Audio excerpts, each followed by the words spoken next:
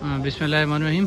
आज हमारे साथ मुफ्ती नवेद अब्बासी साहब हैं। अस्सलाम वालेकुम मुफ्ती साहब कैसे हैं, खैरियत से हैं? मुफ्ती साहब आज आपने यहाँ विज़िट किया, आपको कैसा लगा?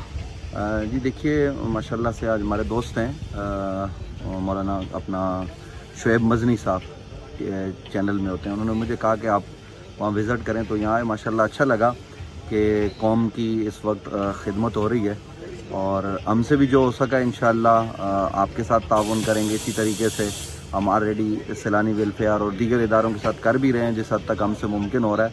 हमारा इदारा है दारुल उलूम क़मरुल इस्लाम, वो भी अपने तौर पे कर रहा है और ये चूँकि ज़ाहिर है एक बड़ा काम है इस वक्त शहर में जो हो रहा है और कोरोना वायरस की जो सूरत हाल है वो पूरी कौम पूरी मिल्लत के सामने है।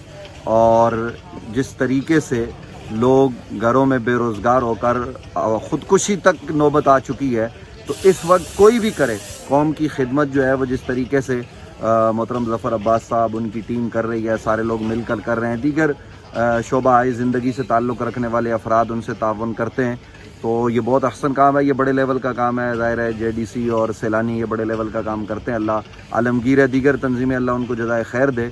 और इसी तरीके से हम भी छोटे लेवल पे अपने तौर पे करते हैं।